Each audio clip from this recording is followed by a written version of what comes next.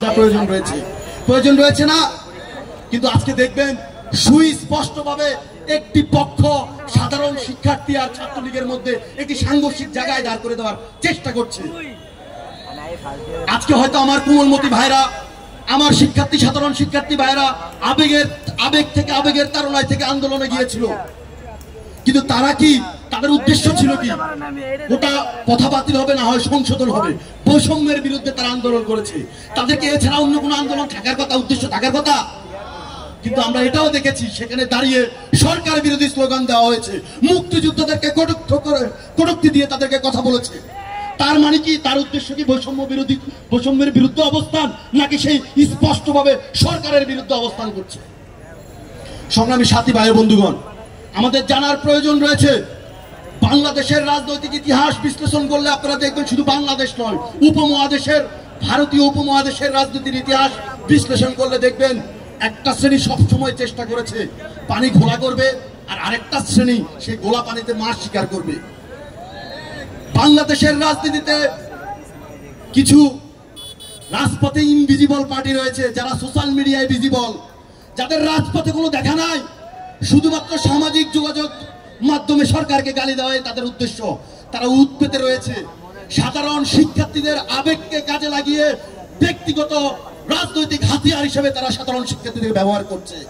আমরা দেখেছি আন্দোলনকারী শিক্ষার্থীদের পক্ষে দুজন শিক্ষার্থী আদালতে আবার আপিল করেছে, তার প্রেক্ষিতে একটি শুনানি হয়েছে।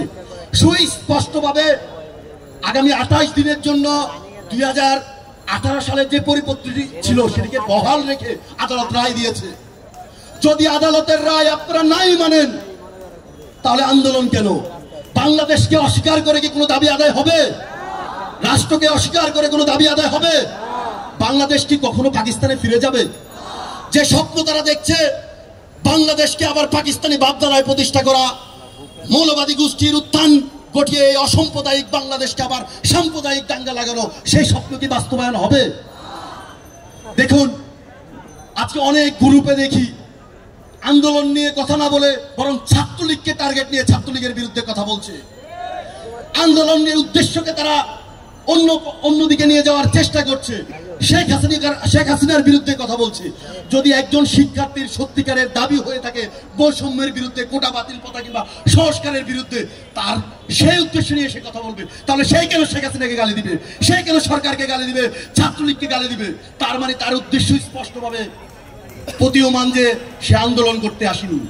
এই শিক্ষার্থীদের আবেগকে, অনুভূতিকে, যে শিক্ষার্থী, যে শ্রমিকের সন্তান, এখানে আমার আপনার মতো অসংখ্য মানুষ রয়েছে যারা শ্রমিকের, কৃষকের সন্তান, দিনমজুরের সন্তান, সারা বছর ধরে বাবা কৃষিকাজ করে সন্তানকে ঢাকা বিশ্ববিদ্যালয় কিংবা ঢাকা শহরের একটি কলেজে, একটি বিশ্ববিদ্যালয়ে পড়াচ্ছে শুধুমাত্র একটি ভালো চাকরির জন্য। তাদের সেই আবেগকে বিক্রি করে দিয়েছে কিছু গোষ্ঠী, স্পেসিফিক কিছু গোষ্ঠী, যারা এই আন্দোলনকে রাষ্ট্রের সর্বোচ্চ আদালত রায় দেওয়ার পরও এখনো চালিয়ে নিয়ে যাচ্ছে। দুর্ভোগ সৃষ্টি করার চেষ্টা করছে এই শহরের বুকে সাধারণ মানুষদের, যারা দিন এনে দিন